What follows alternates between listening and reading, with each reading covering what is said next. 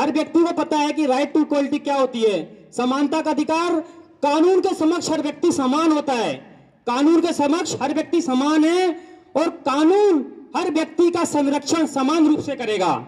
समानता के अधिकार में यह बात कही गई है, हमारे संविधान में यह बात लिखी है। हम सभी इसको पढ़ते हैं, हम जब 8th में होते हैं, 10th में होते हैं, जब हम राजनीति शास्त्र की किताब पढ़ते हैं तो हमें बिल्कुल पढ़ाया जाता है कि हमें कितने अधिकार दिए गए हैं। लेकिन समानता का अधिकार हम पढ़ते हैं, हमारे संसद में कानून बनाए जाते हैं, लेकिन जब कानून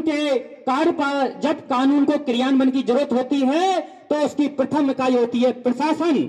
और जब समानता के अधिकार की बात आती है, कानून को समान रूप से पालन न करने की बात आती है, तो कानून पालन की प्रथम इकाई होती है पुलिस। लेकिन अक्सर पुलिस प्रशासन के साथ यह दुर्भाग्य है, देश के हर विभाग के, देश के हर राज्य में, हर जिले के पुलिस प्रशासन के साथ एक दुर्भाग्य है कि कभी भी कानून के जो पालना की जिम्मेदारी है पुलिस विभाग को दी गई है, लेकिन कभी भी ऐसा मैंने देखा है, ऐसा हमारे पास कई ऐसे उदाहरण आते हैं कि कभी भी ऐसा नहीं पाया गया कि अगर कोई एक गरीब व्यक्ति अपना न्याय लेने के थाने जाता है और एक अमीर व्यक्ति, एक धनवान व्यक्ति, एक दबंग व्यक्ति न्याय लेने के लिए आता है तो हमेशा दबंग और धनवान व्यक्ति का ही पक्ष लिया जाता है। अक्सर ये देखा गया है। कोर्ट से एफआईआर दर्ज होती है, कोर्ट से एफआईआर दर्ज होती है, हमारे देश का दुर्भाग्य है। कोर्ट से एफआईआर दर्ज होती है, सुप्रीम कोर्ट से एफआईआर दर्ज होती है। दिल्ली जैसे जो राष्ट्रीय राजधानी का क्षेत्र है वहां भी मेरे पास ऐसे कई मामले आते हैं जहां पुलिस ने एफआईआर दर्ज नहीं की। पुलिस को पता था कि दोषी कौन है, निर्दोष कौन है, लेकिन पुलिस ने निर्दोष व्यक्ति की एफआईआर दर्ज नहीं की। कोर्ट गए, सुप्रीम कोर्ट गए, मानव अधिकार आयोग आया, उनकी एफआईआर लिखी गई, उनको न्याय दिलाया गया। और मानव अधिकार सामाजिक न्याय आयोग की जो पहली लड़ाई है वो कानून को समान रूप से पालना करने की लड़ाई है। और जो हमने हर घर मानव अधिकार अभियान शुरू किया है, उस अभियान में हमने सबसे पहले इसी बात को लिया है कि हमारी टीम हर घर जाएगी और हर घर से सबसे पहले ये पूछेगी कि कानून के पालना में कहीं अगर कोई समस्या आती है तो आप मानव अधिकार सामाजिक न्याय आयोग से 24 घंटे 7 दिन कभी भी संपर्क कर सकते हैं और मानव अधिकार सामाजिक न्याय आयोग आपको न्याय दिला के रहेगा। हर घर मानव अधिकार अभियान का यही उद्देश्य है।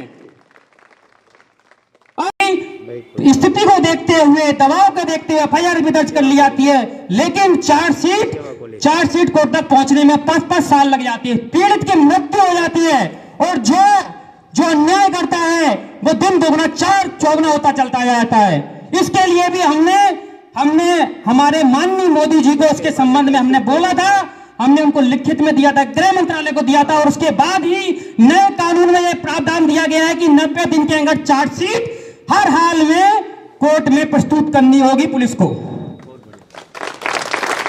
और यह आप सबको पता होना चाहिए कि नए जो कानून है, जो हमारी बीएनसी है, नए कानून के अंतर्गत हमारे क्या अधिकार हैं। इसके संबंध में आपको बस एक बात, मानव अधिकार सामाजिक न्याय आयोग अगर नहीं आता, आपको लगता है कोई पीड़ित है, ऐसे किसी केस में पीड़ित है, तो मानव अधिकार सामाजिक न्याय आयोग के पास आए, उसके कार्यकर्ताओं के पास आए, उसे पूरा न्याय मिलेगा, इसकी मैं गारंटी देता हूं। समाज में अब हम आगे बढ़ते हैं, समानता के अधिकार की बात करते हैं, राइट टू इक्वलिटी की बात करते हैं। जब हम राइट टू इक्वलिटी की बात करते हैं हम आर्टिकल 15 पे भी जाते हैं। जब हम आर्टिकल 15 पे जाते हैं तो आर्टिकल 15 में साफ साफ प्रावधान है कि सरकार की कोई भी सार्वजनिक चीज हो जो सरकार ने आम लोगों के लिए, आम जन के लिए, भारत की जनता के लिए खोल रखी है, उसमें किसी तरीके का भेदभाव नहीं किया जाएगा। सार्वजनिक कुओं के पानी के वितरण में भेदभाव नहीं किया जाएगा। सार्वजनिक मनोरंजन के स्थान होंगे उसमें कहीं तरीके का भेदभाव नहीं किया जाएगा। सार्वजनिक स्कूल होंगे, सार्वजनिक कॉलेज होंगे, उनमें दाखिले को लेकर कभी भेदभाव नहीं किया जाएगा।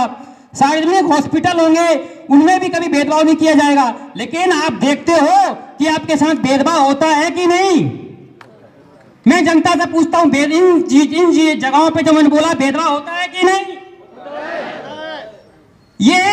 ये चीज आज हर भारतीय की, हर एक भारतीय की ये पीड़ा है कि जो कानून संसद में बनाए गए हैं उनकी पालना नहीं होती है। और हम सब लोग भी आज अपनी नियति को समझ के उस चीज को सहन करते जाते हैं। अगर हमें अगर हमें कहीं प्रायोरिटी मिल जाती है, अगर हमें सार्वजनिक अस्पताल में हम जाते हैं, सकोच करो कि ढालचंद जी की पहचान है, इनको बेड मिल जाता है, मैं आपसे नहीं कह रहा, उदाहरण दे रहा हूं, इनको बेड मिल जाता है तो ढालचंद जी कहेंगे मेरे को मिल गया, मुझे कोई दिक्कत नहीं।